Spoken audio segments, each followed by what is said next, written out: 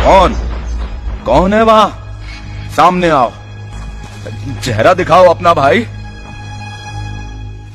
शुक्र मनाओ दद्दा कि मुझे तुम्हारा चेहरा दिख गया, वरना मेरा बाण आर होते ही पार हो जाते तुम। तो अजनबी राहगीरों से इस प्रेम से मिलते हो तुम? ओ कौन बाण वाले भाई? मेरा नाम लक्ष्मण है और टहलने के लिए बगीचा होता है, जंगल नहीं। और तुम्हारा परिचय?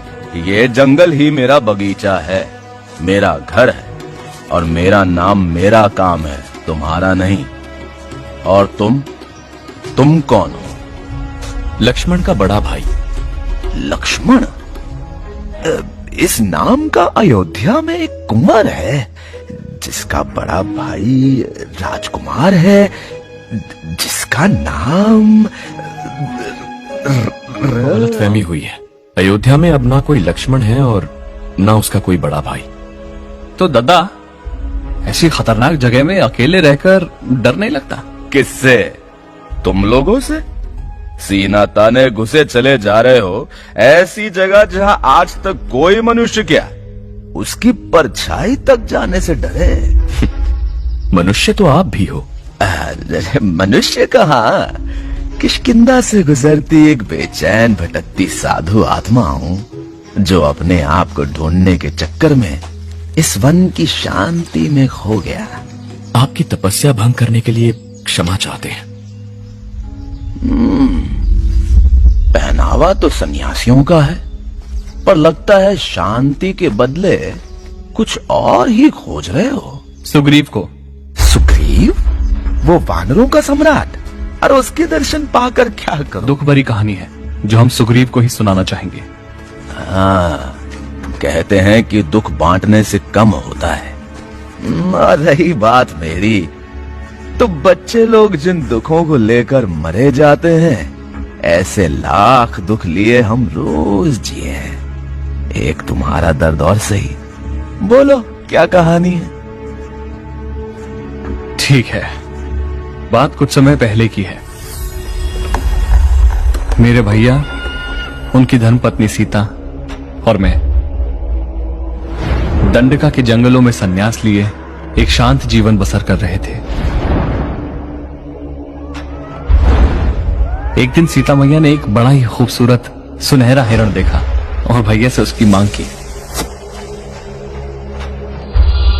लेकिन वो हिरण के रूप में राक्षस मारीच था जो हमें छलने आया था। भैया को अपना पीछा करवाते हुए दूर जंगलों में ले गया, जहां अपनी माया से उसने उनकी आवाज में मदद की पुकार की। जब सीता मैया ने उस आवाज को सुना तो उन्हें लगा भैया खतरे में हैं और मुझसे विनती की कि मैं जाकर उन्हें बचाऊं। और मैं गलती के उस क्षण में सीता मैया को कुटिया में अकेला छोड़ वन में चला गया। लेकिन जब मैं लौटा तब सीता मैया वहां नहीं थी। हमें पता चला कि उनका अपहरण करके एक राक्षस उन्हें विमान में दूर कहीं ले जा रहा था। और जब पक्षियों के राजा जटायु ने उन्हें बचाने का प्रयास किया तो उस दुष्ट ने उसके पंख उखाड़ के मरने छोड़ दिया। जटायु के आखिरी शब्द हमें इस दिशा में ले आए जहां कबंधा नामक एक गंधर्व से लड़कर हमने उसे उसके श्राप से मुक्त किया। धन्यवाद में कबंधा ने हमें सलाह दी कि सीता मैया को खोजने के लिए इस जंगल में वानर सम्राट सुग्रीव ही हमारी सहायता कर। ये महाराज थी हमारी कहानी। सुन और समझ ली हो तो कृपया सुग्रीव का पता समझा दीजिए। तुम योद्धाओं की आपबीती में दर्द और धोखा दोनों है, लेकिन शायद सुग्रीव इसका हिस्सा ना बनना चाहे, क्योंकि उसके हिस्से में ये कष्ट तो पहले से ही है। और जिसका सब कुछ दांव पर लगा हो वो एक हारी हुई बाजी में हाथ क्यों डाले? हारी हुई बाजी? बाजी हम हारे हैं या नहीं, लेकिन हिम्मत कभी नहीं हारेंगे। सीता के बिना मेरा नाम, मेरा अस्तित्व अधूरा है। आप समझ रहे हैं ना? समझना मुझे नहीं, आपको है। मेरे महाराज सुग्रीव इस दशा में नहीं कि तुम्हारी मदद करें। तो फिर हम उनकी मदद करेंगे। आए तो थे उनके सहारे के लिए, लेकिन उनका खोया साम्राज्य वापस दिलाने के लिए अब उनके साथ खड़े होंगे। दूध से जला छाछ भी फूंक कर पीता है, सुग्रीव या मैं। किसी राह चलते अजनबी की बातों का भरोसा क्यों करूं? क्योंकि तुम भी उसी राह पर चल रहे हो जिस पर मैं चल रहा हूँ। मैं? यानी मैं यानी राम।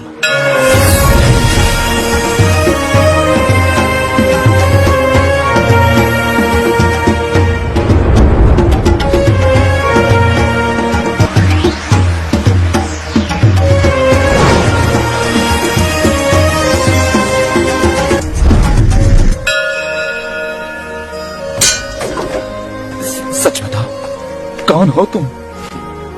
एक मित्र, तुम्हारा मित्र, तुम्हारे महाराज सुग्रीव का मित्र।